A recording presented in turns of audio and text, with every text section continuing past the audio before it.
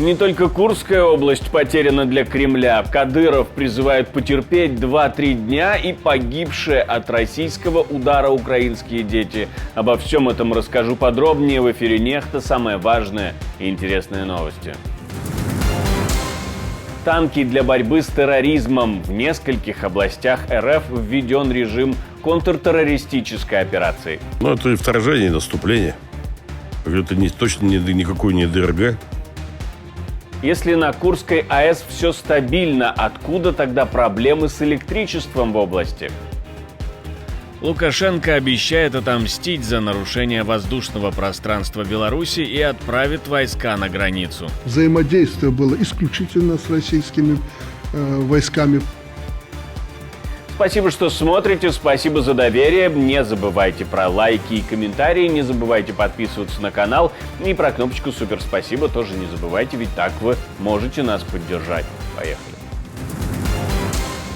В Курской области российские власти вводят режим контртеррористической операции не только в Курской, но и в Брянской и Белгородской областях тоже. Российский национальный антитеррористический комитет говорит, что это не из-за того, что огромные территории перешли под контроль противника, а в связи с повышением уровня диверсионно-террористических угроз. То есть это диверсия. Бажаю здоров'я. Батальйон 252 знаходиться в населеному пункту Порос, Белгородська область. Слава Україні! Слава 252 батальйону! Героям слава! Населенный пункт Порос – это Белгородская область. Да, мы не знаем, где и когда действительно снято это видео, как и предыдущее, попавшее в сеть из якобы Суджи, как и фото вроде как с окраины этого же города возле магазина «Пятерочка». Мэр Суджи говорит, что город не взят украинскими войсками, а все это пропаганда. Правда, говорит он это через российские пропагандистские медиа. Но это точно не диверсионно-разведывательные группы, это подтверждают и сами россияне, например, генерал и по совместительству депутат Госдумы Гурулев. Это и вторжение, и наступление. Это точно никакой не ДРГ. Силы и средства довольно-таки серьезные. Это штатные общевойсковые соединения, которые зашли на территорию Курской области. И здесь говорить о том, что какие-то ДРГ зашли, мы сейчас быстренько их оттуда выгоним. Но было бы навязчиво. Надо трезво смотреть на ситуацию. Да, на сегодняшний день надо понимать, что противник не продвинулся относительно вчерашнего дня. Да, предпринимаются меры, работают все наши виды, и общевойсковые, и авиация работает достойно полностью, и ракетные войска, и артиллерия. Понятно, что моментально среагировать не получилось, к сожалению. И, тем не менее, на сегодняшний день, конечно, противник остановлен, пока остановлен. Но это не значит, что там тишина. Надо признать то, что силы и средства задействовал довольно-таки серьезные. Там цели и задачи другой вопрос. Кто говорит, там Курская атомная станция, кто-то еще что-то. Но надо понимать, что один из районов Курской области нашей страны на сегодняшний день, к сожалению, оккупирован. Но как бы там ни было по площади и количеству проживающих на ней человек, эта зона КТО самая большая в истории России. Охватывает она около 4 миллионов жителей. По закону о контртеррористической операции силовики могут обыскивать людей, прослушивать телефонные разговоры, использовать автомобили граждан, блокировать доступ в интернет и переселять местных жителей. Первые выводы о том, кто виноват, делает командир подразделения Ахмат. Он обвиняет во всем Минобороны.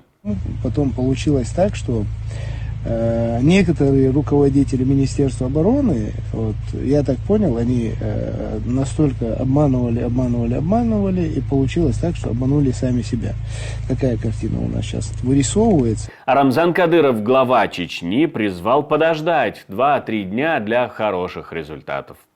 The Washington Post более критичны в оценках, ссылаясь на свои источники. Они пишут, что быстро остановить продвижение не получится, а удар по репутации Путина трудно пока оценить. Это очень большой удар по репутации российской власти, военных и Путина. Потому что за 2,5 года был нанесен минимальный ущерб российской территории, кроме оккупированных территорий. Это было только от беспилотников. Сейчас непонятно, сколько было жертв. Есть определенные разрушения, очевидно, что они не в состоянии быстро это остановить. Российское командование спешит прислать подкрепление, пишет The Washington Post.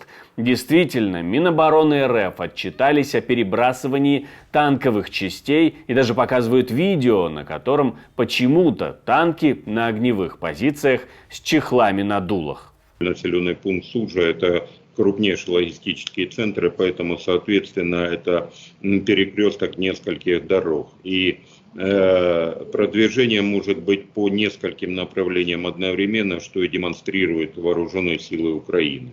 Кстати, используется так называемая тактика раскрытого цветка, то есть сначала зондирование обороны противника, поиск слабого места, а потом прорыв и, соответственно, наступление по нескольким направлениям. Это так называемое раскрытие. И далее тактика повторяется. То есть используется та тактика, которую в свое время применял ЧВК «Вагнер» во время боевых действий на востоке Украины. Но, как видим, вооруженные силы Украины не менее успешно могут использовать подобную тактику, причем об успехе ее использования свидетельствует тот факт, что за 4 дня боевых действий взята под контроль общая площадь территории, превышающая деоккупированные территории во время летнего наступления сил обороны Украины. И для сравнения, кстати, глубина продвижения по разным оценкам, она уже более 15 километров. А на Харьковском направлении у российских оккупантов за 3 месяца активных боевых действий глубина продвижения составила не более 8 километров. На Курской АЭС все стабильно, но ситуация по-прежнему напряженная. МАГАТЭ призывает и Украину, и Россию проявить максимальную сдержанность, чтобы не допустить аварий на станции. А российское постоянное представительство при международных организациях сообщает МАГАТЭ, что нашли на территории Курской АЭС предположительно обломки сбитой ракеты в районе комплекса переработки ядерных отходов. Но прямых обстрелов станции и энергетической инфраструктуры не подтверждают, хотя Курчатов и еще 5 районов Курской области остались без электричества в ночь с пятницы на субботу. Фонтанка пишет, что, цитирую, на Курской АЭС работают энергоблоки номер 3 и 4, энергоблоки 1 и 2 в режиме эксплуатации без генерации. Спасателям удалось идентифицировать 2 детей среди жертв российского удара по супермаркету в Константиновке. Это девочки 9 и 11 лет. По обновленным данным, 14 погибших, 43 раненых. Продолжаются экспертизы по установлению личности еще 6 человек, в том числе, вероятно, 1 ребенка. Я напомню, Россия нанесла удар по торговому центру в прифронтовой Константиновке в Донецкой области, которую оккупанты все пытаются освободить. Сами они не комментировали этот ракетный удар. Украинские беспилотники нарушили воздушное пространство Беларуси, говорит Лукашенко. И еще он говорит, что вроде как договаривались не нападать и что будет мстить, видимо, ведь, цитирую, без ответа любые провокации не останутся. Взаимодействие было исключительно с российскими войсками противовоздушной обороны, и что абсолютно все цели были уничтожены, как на территории Беларуси, так и на территории Российской Федерации. Неприятно то, что украинцы, как я вас и предупреждал много-много раз, этим самым показывают, что никакому миру они не готовы и продолжают эскалацию этой напряженности. 2 дня назад атака на Курском направлении, где они продвинулись на несколько десятков километров, 30-35 уже сегодня окапываются там.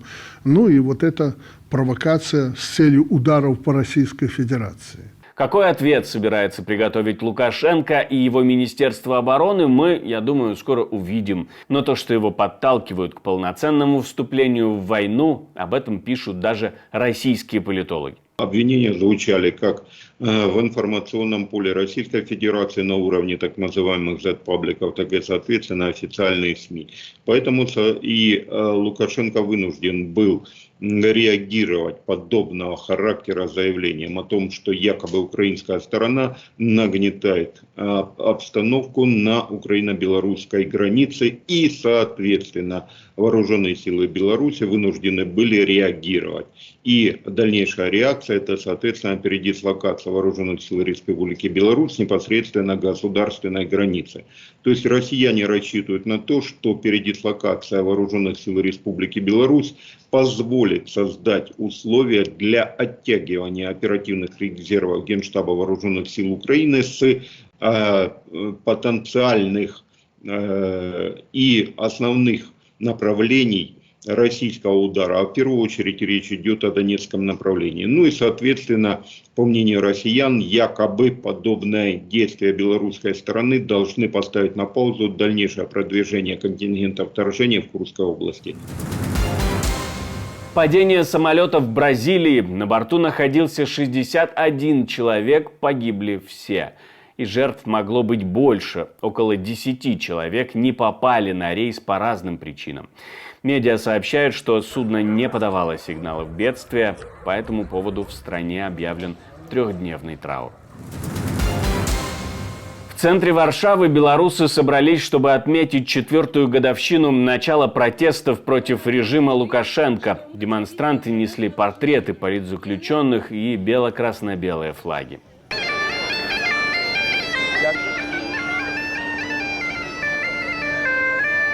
Напомню, 4 года назад, 9 августа, состоялись сфальсифицированные режимом президентские выборы в Беларуси. Мне остается напомнить, что мы существуем только благодаря вашей поддержке, ваше спонсорство, донаты, то, что вы нажимаете кнопочку «Супер спасибо», помогает нам снимать новые видео. Мы вас за это благодарим и призываем не останавливаться на достигнутом, если, конечно, у вас есть такие возможности. Ну, а я еще раз напомню, что нужно ставить лайки, оставлять комментарии и подписываться на канал, если вы этого еще не сделали. У меня на этом все. До встречи и хороших вам новостей.